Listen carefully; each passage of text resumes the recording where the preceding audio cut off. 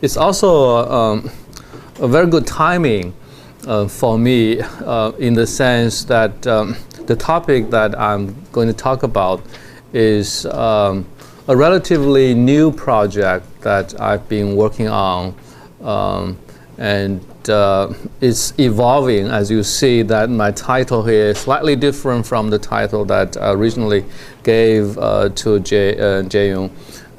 So it's a work in progress, and it's also, the good opportunity to get feedback about this new project. It's new in the sense that for many years, since graduate school, my work has focused on social movements, Red Guard movement, Cultural Revolution, and then the online activism, online social movements. So it's looking at citizens protesting against the state.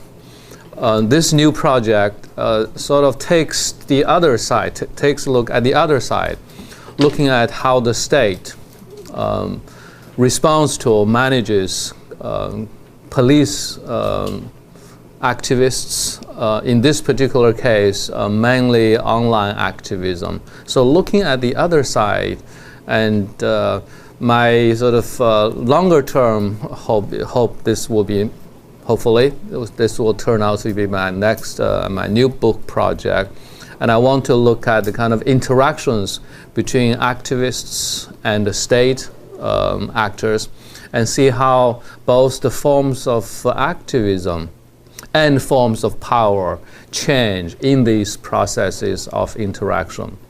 So ultimately, still, I'm concerned, very much concerned about, interested in activism, but looking at how state power and the way that state power responds to activism may change both activism and state power.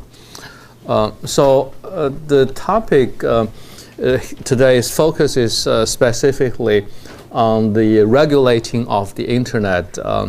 But for the longer term project, I'm now trying to sort of map out, is to not just looking at the management and governance of the internet, but looking at the governance of speech in general, speech censorship in general in China, and therefore taking a longer term historical perspective, starting from the Mao period. Since I've worked on the Mao period for a long time, I have some historical data about the censorship of Red Guard publications, for example, in the 1960s, underground cultural activities among the Sandan youth in the 1970s.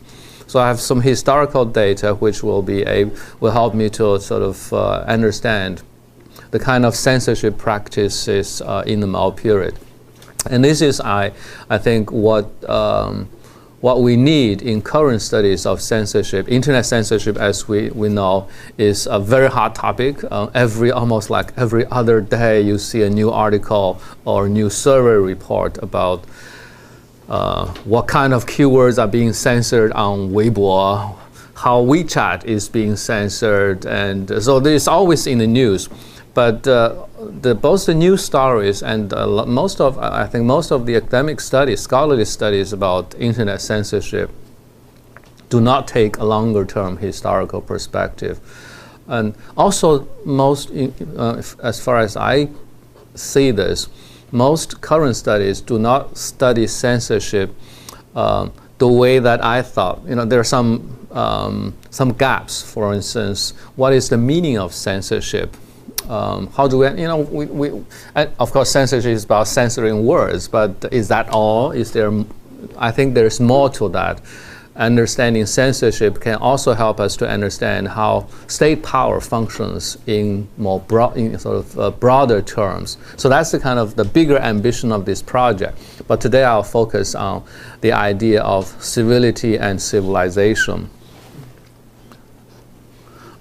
So when we talk about civility as a discourse, it's not unique to China. It's a common discourse in the U.S. as well. The discourse of civility very much in the news, but also in the academic discourse. So this, on the left-hand side, we have a story from New York Times, 1997, which laments the disappearance of civility in American politics, because, you know, presidential candidates can be very rude and uncivil. So New York Times lamenting the disappearance of civility. And then on the right hand is sort of a very different perspective, right-wing. This is right-wing kind of radio talk show, making the argument that, you know, the left, American left, the Democrats are sort of using civility as a discourse to censor our speech, to censor, in this case, Republicans, the sort of more conservative. So it's in the American discourse. On the right-hand side, this article is from 2011, so quite recent.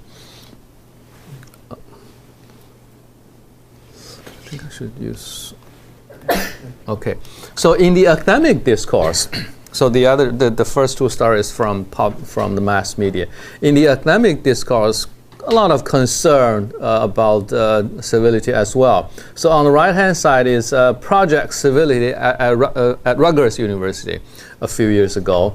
So it was a project, a 2-year dialogue, not just about manners, but about, you know, aiming to cultivate compassion, courtesy, civility in general. So that, of course, a project was in response to the understanding, a perception of the disappearance of civility in American political life. Very recently, this article just appeared on the right-hand side in a journal called First Amendment Studies. And this author argues that civility now is being used in some cases as a kind of, again, a way of censoring speech, academic freedom. And this is referring to a particular case where an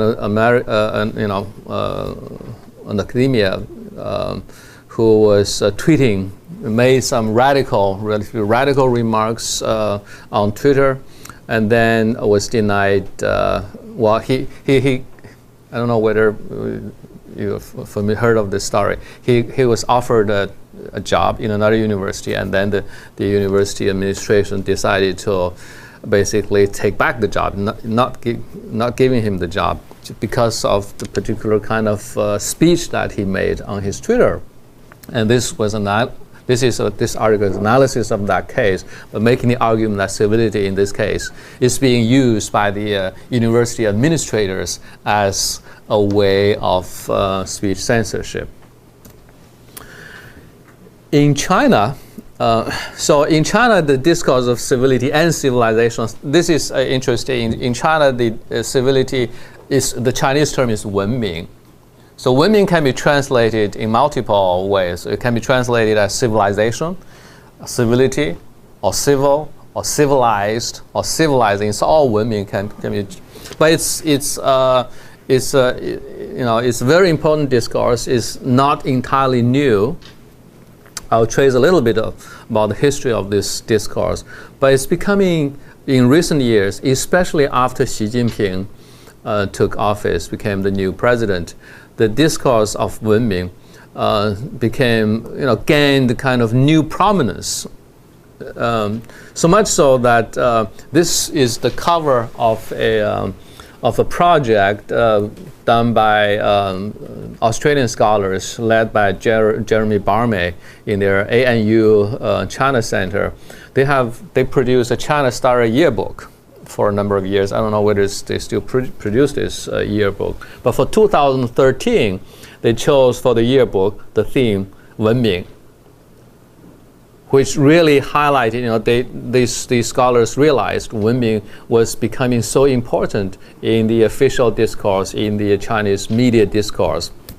And there are a lot of stories about it. So they compiled the whole yearbook focusing on the concept of 文明 in Chinese discourse. So it's a proliferation of the discourse of civilization and civility in China as well, for different reasons, I would argue, than in the US. So that's a little bit of a background. I want to say a few things in general about China's web internet spaces, and a few things. How do we characterize the Chinese internet? There are, of course, multiple ways of characterizing it. It's in a way, it's very, any effort to characterize the Chinese internet will tend to be reductive, because Chinese internet is complicated. Some scholars argue there's not one Chinese internet. There are multiple Chinese internets. Too many complicated things. But I think there are several features that we can highlight. I would like to highlight. And the first one is contention. This contentious internet. This is the sort of the theme of my book about the power of the internet, is about where I made the argument that Chinese internet is a contentious space where there is full of debate, arguments, and protests, and complaints, and grievances. It's a very contentious space. That's one feature, important feature, I think. Another, which is related, I would argue that it's a messy space. When I talk to my American students, in order to help them to understand what's getting the image of the Chinese internet, I would say, if you've been to China, been to Beijing and crowded streets, it's like Chinese streets. They are dirty and messy and crowded. And if you open a website, nowadays things are changing. The websites are becoming more and more civilized. But years back, they are very messy. Everything you find everything. It's like Chinese streets. Messy but dynamic and lively, full of life, and therefore quite interesting, actually. And also lots of interesting information from the government's point of view, from the point of view of the authorities. Some of the stuff there can be considered as vulgar, right? Is vulgar. Therefore, it needs to be civilized. So it is civilizing the web is part of the discourse. And in order to civilize, to manage the messy and vulgar and contentious Chinese internet spaces, many regulations, many efforts since the 1990s, the mid-1990s, when China was linked to the internet. Many regulations, but not always successful. So my characterization is many regulations, but only half successes. Until recent years, I would argue, and this is one key argument, I think the effort to civilize the web, in other words, the effort to govern the web by using the discourse of civility and civilization since 2013 has been relatively successful, in the sense that Chinese internet is becoming less contentious than before. Probably more civilized, we might argue, than before. So here are some of the new trends that I observe. Well, not just me. The China Daily, People's Daily has a online research office. They produce surveys, and then also a number of Chinese universities, especially in the School of Journalism Communication, now it's popular to do surveys about internet, so-called 网络群体性事件, internet mass incidents, basically referring to internet protest events. So according to People's Daily online surveys, these are some of the interesting new trends since 2013. So one is the overall decrease of contentious online incidents. The number of online protest events has decreased since 2013. And the number of online incidents with positive energy, 正能量, has increased. Positive energy meaning online sentiments, online expressions, mostly in support of government agendas, which are considered as positive energy, whereas those critical comments and responses and protest activities are considered as producing negative energy, 负能量. Decrease of incidence with negative energy according to people's daily surveys. Let me see. So this is the sort of some new trends, and my main sort of effort in this particular paper is try to explain why is this happening, right? Since we know that from the 1990s all the way to recent years is in general a very contentious online space, a lot of online protest events. But then since 2013, things seems to be changing, and according to the surveys, according to my observation as well. And my main argument is that the changes are due to the new approach to censorship in China, the new approach. And in order to explain sort of this new approach, I have to explain a little bit about civility as a form of censorship. So when we talk about censorship, internet censorship, we don't usually read a lot of theories about censorship, right? Just things are censored and that's it. But actually there are some interesting theories about censorship. And there is the typical theory, theoretical assumption underlying a lot of the current studies about internet censorship in China is a so-called classical Western liberal view of censorship. In this view, it's the state that censors speech, whether it's internet speech or literary works or films, is the state that censors, and that censorship practice is a violation of the freedom of speech of citizens. So this theory is a coercive view of censorship. So through punitive acts or preventive acts. This is the theory that I think analyze most of the current studies, even though most studies do not actually go into theoretical discussions about censorship. But interesting thing is that we already observe in China and in other places as well, censorship is also exercised by other actors, non-state actors, not just the state. Classical view is the state censors, state authority. But now it's non-state actors are also involved in censorship practices. And censorship practices may not be totally coercive. It may be non-coercive, maybe done in non-coercive ways, and I'll explain why later on.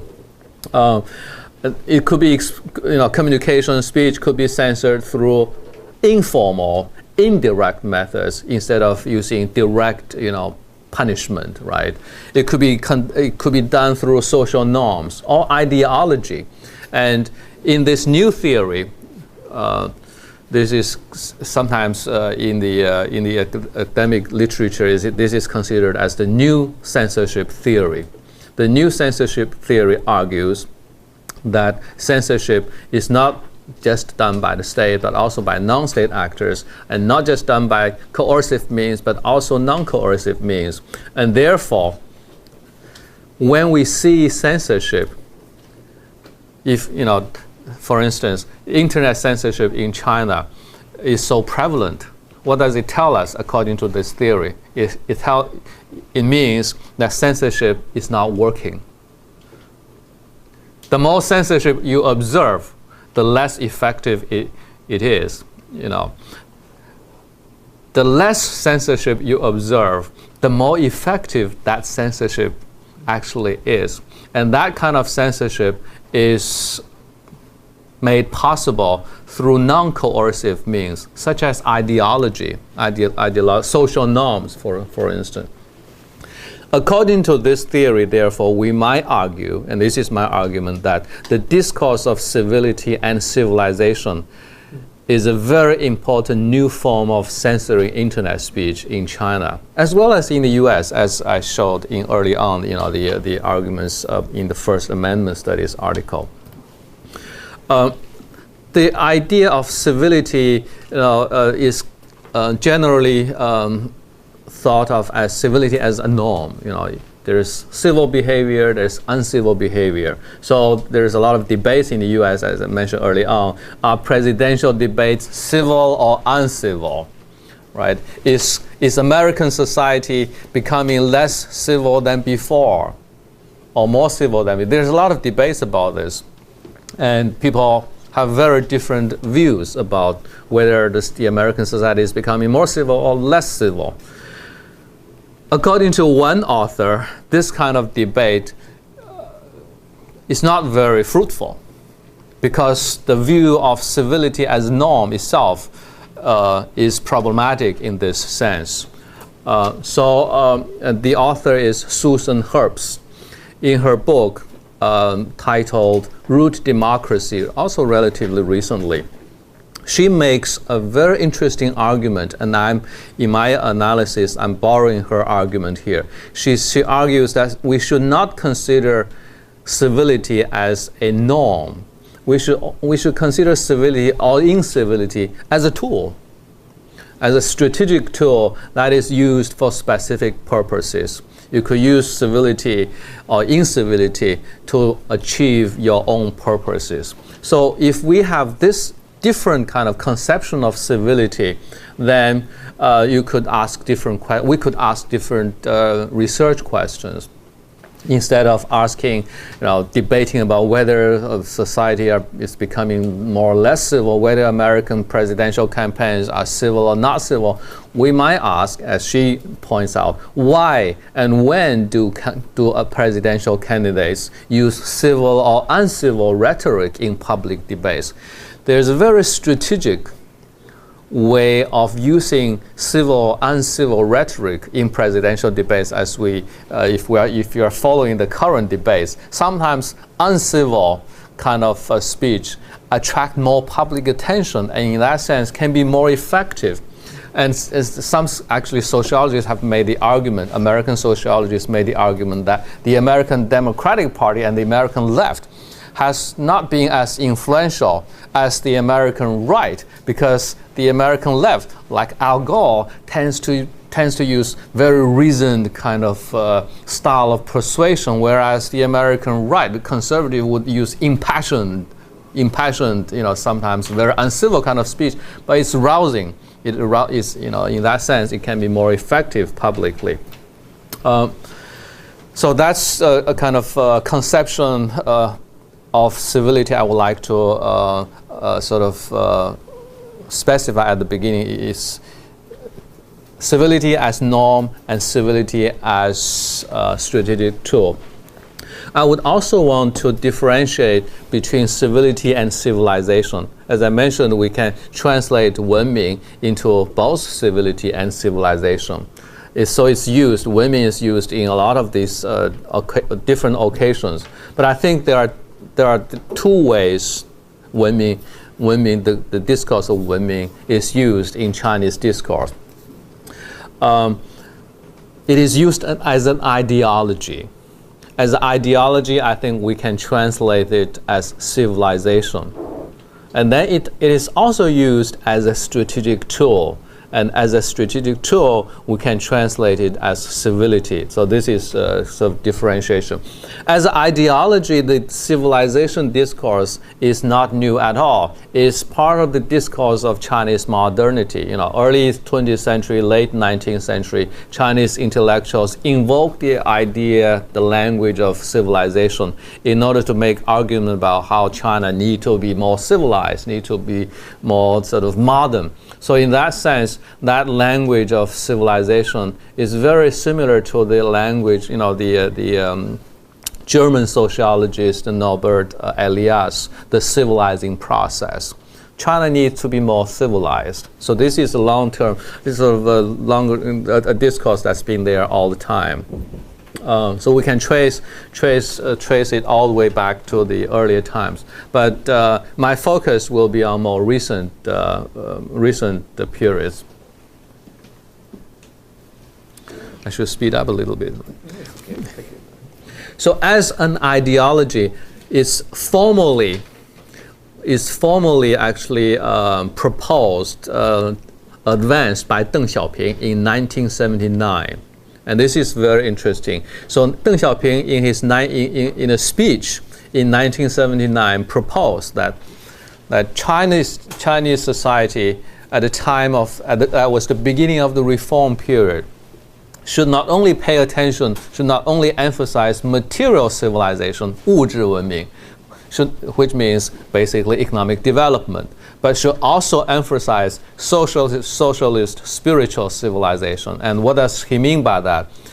Socialist spiritual civilization refers to this, again, it's from Deng Xiaoping's speech, not only education, science, culture, but also communist ideas, ideals, beliefs, morality, discipline, revolutionary standpoints and principles, and community-like relations among people. In brief, ideology, right, is another language for ideology. So Deng Xiaoping was proposing civilization as a new form of ideology. It was important, the timing was important, because it was a time of a shift from a revolutionary ideology of the Mao period, of the Cultural Revolution period, an ideology of class struggle, to an ideology of civilization, of respect, an ideology of economic reform, of economic development. So in that sense, it was proposed in order to legitimate new kind of social economic development at the beginning of the reform period. It's interesting that after Deng Xiaoping, almost every new leader tried to add a new kind of civilization to the civilization discourse. So Deng Xiaoping proposed socialist spiritual civilization, and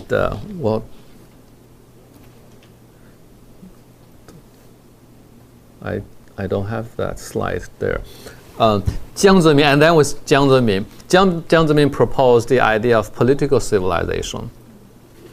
And that, because Jiang Zemin proposed the idea of three represents, so basically some very interesting new development in the Chinese ideological discourse. And when he proposed the idea of political civilization, actually gave intellectuals at the time some hope about possibilities of political reform, because he emphasized rule of law, mainly rule of law. When Hu Jintao was the president, he proposed social civilization, 社会文明, because Hu Jintao was known to have more of an agenda about social justice issues. He wants to, because social inequality was serious, and he wanted to really to deal with social inequality, social justice issues. So he proposed the idea of social civilization. And now the current Xi Jinping is talking a lot about ecological civilization, 生态文明. So it's a whole package, whole discourse of civilization becoming a very important part of a new ideological discourse in the contemporary regime. So, and this discourse is not just used for internet governance, actually for the governance of the country as a whole. You see this all. And also under Jiang Zemin, this discourse was also institutionalized in the form of a 中央文明办公室, CCP Civilization Office. It's a ministerial office, still very active, actually even more active now, because they keep organizing civilization, internet civilizing web campaigns, 文明办网, all kinds of campaigns. So it's institutionalized in the form of a high-level party office.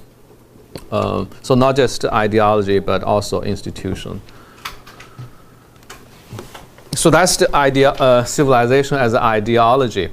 Civility as a strategic tool, a tool we can also use to borrow Foucauldian language as a kind of technology, right? It's a set of as technology.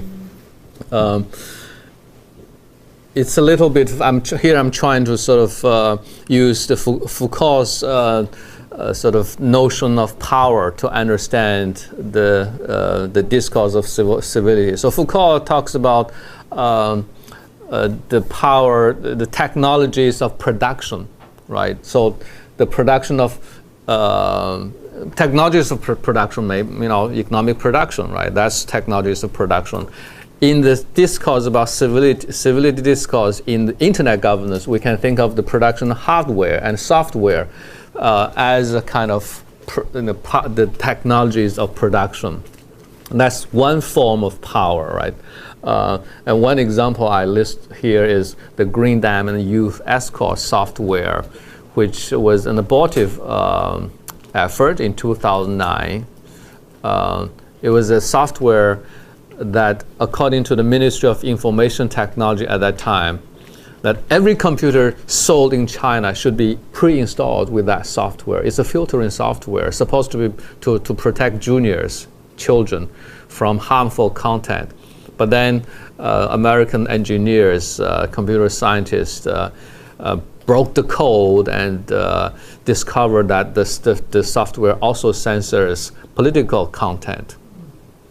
And it was a scandalous sort of case, and eventually the Ministry of Information Technology suspended the project. But is a good example. I think there are other projects that have been implemented since then. Foucault also talks about technologies of science systems, sciences, and we can think of civility also as a technology of science system. Think about the ubiquity of civility discourse in urban spaces. I have two pictures, 文明上网, and then the billboards here, posters. A lot of these civilizing web kind of campaigns, whether online or in urban spaces, they're in green, supposed to be green and healthy, right? Oh, sorry. Oh, it's a little. I don't know what's happening with the computer. Okay, this is, and then technologies of power, which is the most sort of straightforward technology as power as law and order, national security, cultural security. This is the kind of language often used. So there is Supreme Court interpretation, new kind of legal requirements about online behavior. This is a very specific one. If you post false information on social media, and if your message is retweeted over 500 times, you could be liable. And there was one young man who was arrested precisely for this reason. He posted a message calling for a kind of protest activity, and then the police detained him, basically charging him of spreading rumors, and he was detained. He was only 17 years old, and it actually raised a lot of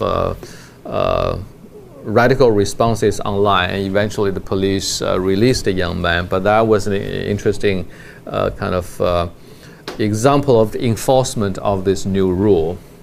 So the point here is that when I argue that the discourse of civilization and civility is becoming central to new forms of internet governance, I'm not arguing that the state has relinquished coercive forms of control. Coercive forms of control may still be used. Law and order is still important, but at the same time, more kind of ideological discourse for the sake of control. The last kind of technology, according to Foucault, is technologies of the self, and this is the most directly relevant to our analysis of civility as as a strategic tool of control. There's a lot of emphasis on self-discipline when you use the web. You got to self-censor yourself. What are the healthy ways of using the internet? And you need to kind of cultivate 素质. 素质 is also a very important part of the civilization discourse, because the state educators sometimes argue that, politicians and some scholars sometimes argue that China is not ready for democracy because citizens' quality is very low. And this discourse is also used in the discourse about, for internet governance. There's a lot of talk about the problems of emotional responses, emotional kind of language online, and the importance of being reasonable, using reason. So reason and civility kind of Enlightenment discourse is mobilized for the sake of internet control as well.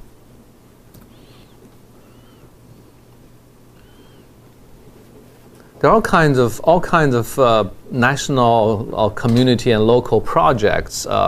There's traditional forms of campaign. There are model websites, model netizens. Sometimes there are all sort of activities to select our model netizen in our community, and then also activities to ask people to vote online or offline about what is the what kind of behavior do you think is the most uncivil behavior online.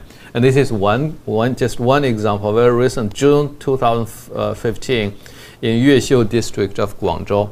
The local community started implementing activity to ask their residents to select the top 10 uncivilized online behavior. These are the top 10 uncivilized online behavior. I won't read through the list. It's a little long.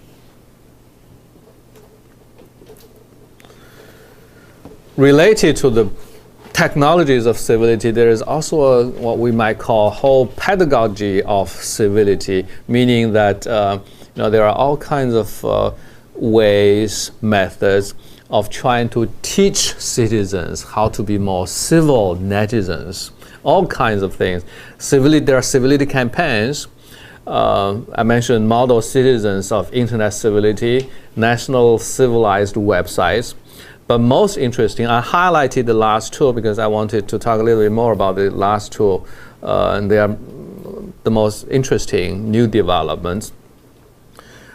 The CCP Civilization Office I mentioned early on has been organizing a kind of national project, implementing a national project to mobilize online civility volunteers, 文明志愿者, 网络文明, online civility volunteers.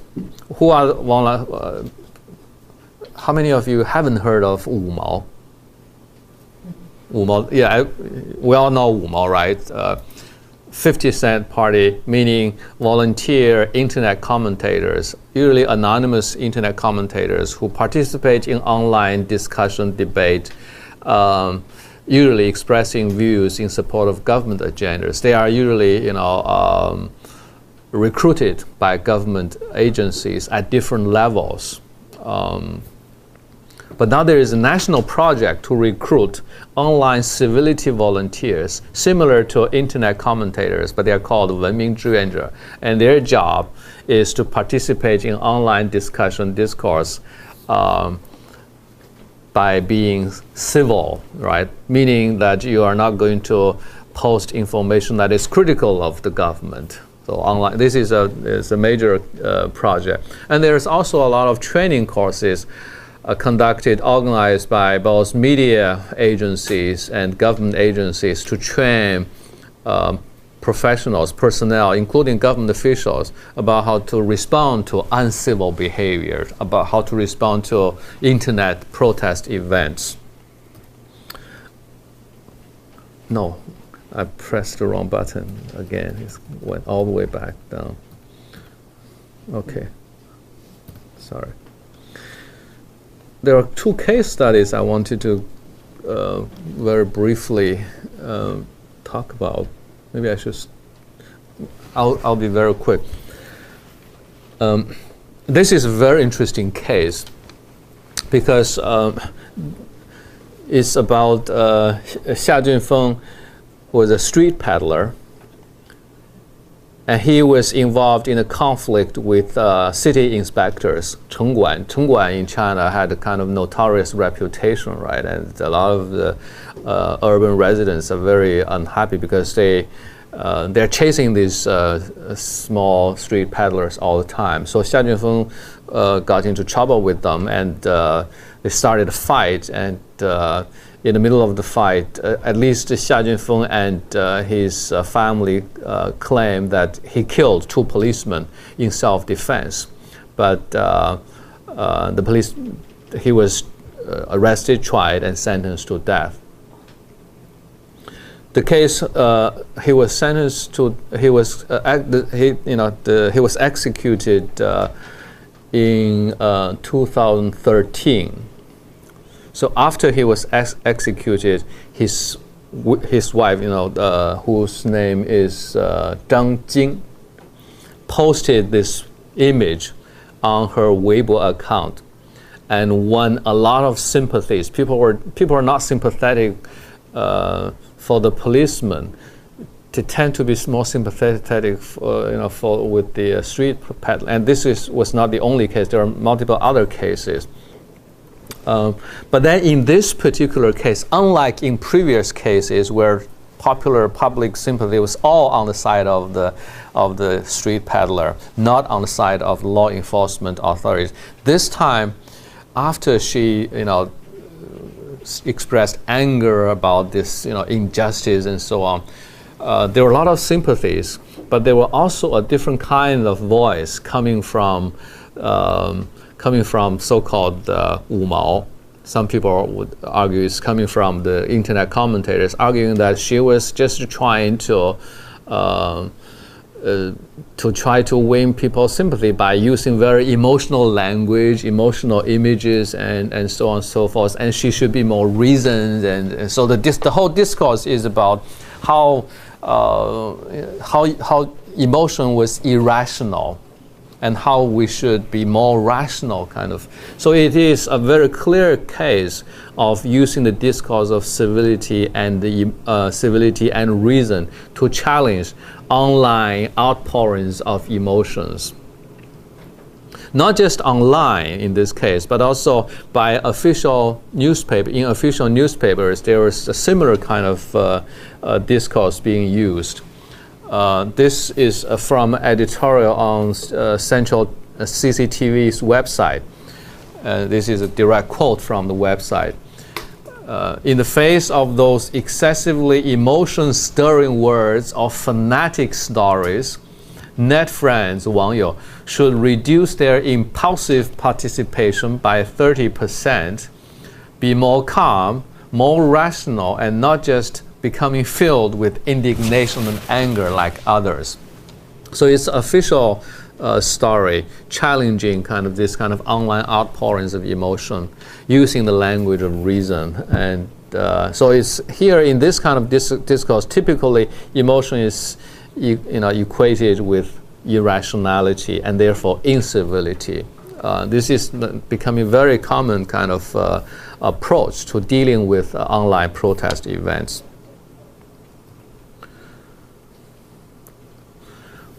We might ask, why do some people actually willingly participate in this kind of online discourse in support of the government? I want to raise this question because there is people might argue that online volunteers or volunteer commentators are manipulated by the government. But actually, I want to suggest that they are not just the blind followers of the government.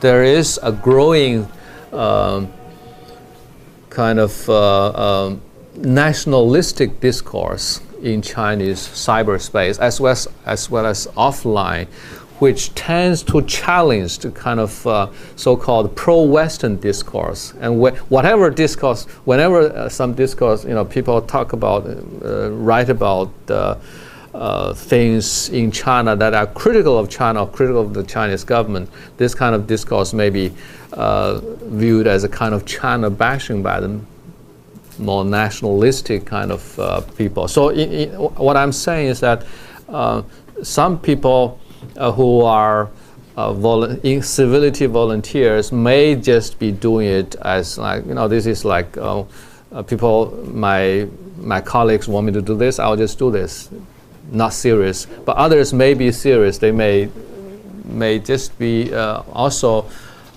participating in this discourse because they believe in the kind of official ideology. So a number of reasons. There are genuine reactions against that kind of China bashing discourse.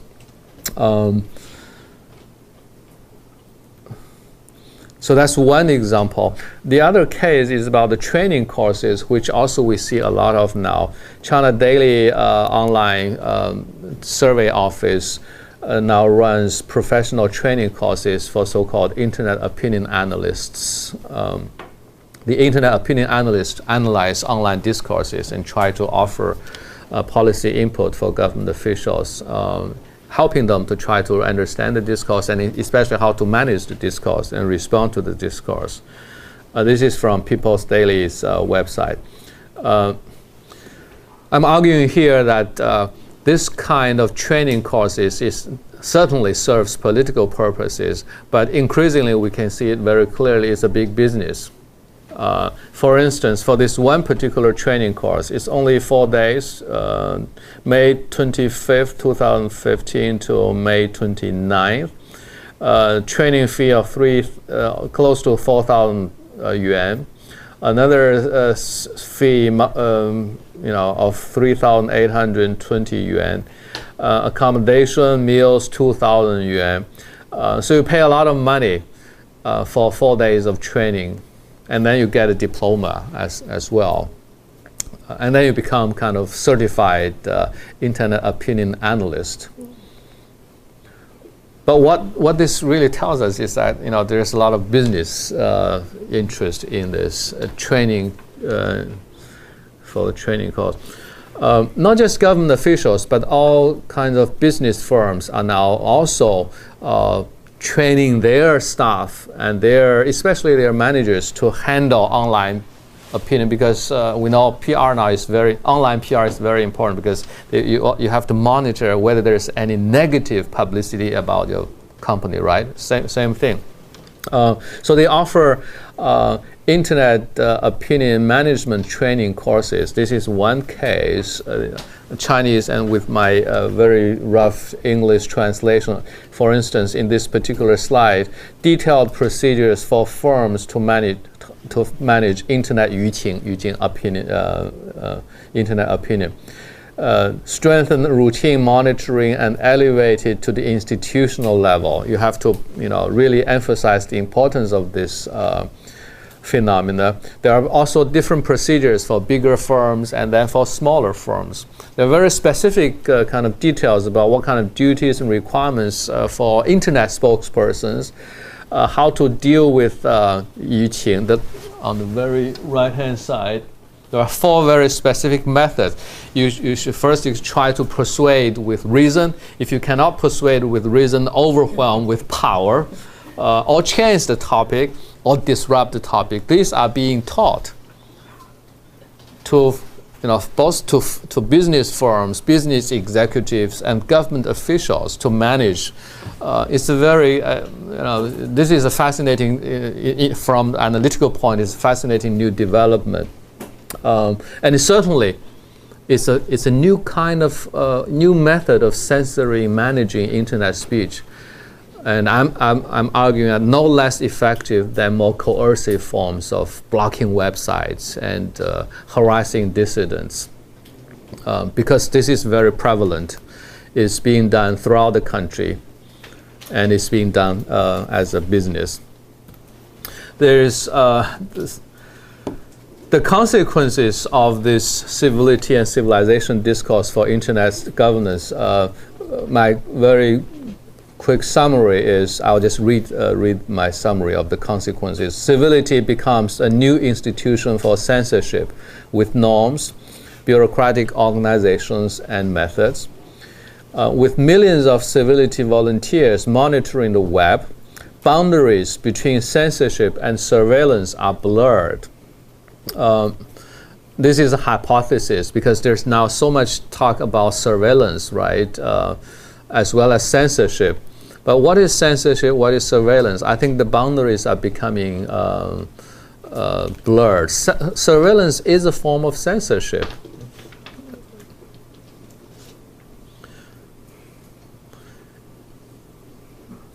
So, of course, this is kind of the implication of this argument, that if we argue that surveillance is becoming a kind of censorship, then we know that censorship is not just practiced in China, it's practiced everywhere, because censorship is prevalent everywhere.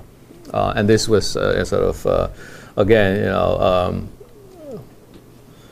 I haven't had the chance to sort of tease out the implications of this argument, but I think my analysis of the new forms of censorship seems to suggest that surveillance is a kind of censorship as well. I'm not arguing that with all these kind of new methods of censoring the web, managing the web, is that the Chinese website has become completely clean and civilized. There is still resistance of all kinds. Resistance continues. This is one resistance, one example of resistance to a civilization campaign in 2009. There was an official anti-vulgarity campaign. And online netizens at that time launched their own campaign called the anti-vulgarity campaign. So part of the anti-vulgarity campaign was to, you can't have nude nude images on your website. So a lot of the masterpieces of world art, they are nude figures. So this, in order to mock this kind of effort to censor the web, people just dress up the nude figures like these. This is an example. The interesting thing is that even though government efforts tend to attack emotional outpourings online with the discourse of civility and reason, the official media sometimes also resort to emotional discourse. It's a different kind of emotion. It's positive emotion, and this was the case after the capsized cruise in June this year on the Yangtze River. The official media story coverage of this of the disaster was ridiculed by people online, because a lot of their top 10 most disgusting titles, according to some netizens, include these are two titles. On Ground Zero, China's most handsome men are all there. So this, can you imagine, this is a story about a disaster. And the second one is also how fortunate to be born a Chinese, because why? Because the government is helping to save the people. Actually, out of over 400 people, only 12 survived the accident. It was a disaster. It was a terrible disaster.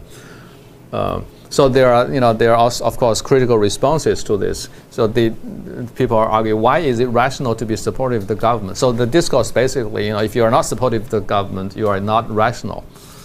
And then there are counter discourses as well. There are also contingencies of risk, what I call contingencies of risk society, which make total kind of censorship barely possible. So we know that Weibo now is much less contentious than before. People are sort of moving from Weibo, away from Weibo to WeChat. So Weibo is now more of a quieter space than before. But suddenly, after Tianjin explosion, Weibo sort of suddenly came back to life with a lot of protest activities. And that was because of very kind of extraordinary circumstances, and the local media in Tianjin was not covering the disaster, and people really got angry. And during a very short period of time, Weibo suddenly came back to life with all kind of protest. And I think this is the kind of condition, emergencies, disasters of our contemporary risk society make it barely possible. Whenever there are these kind of situations, we might expect the whatever however civilized kind of web come back to life with protest activities.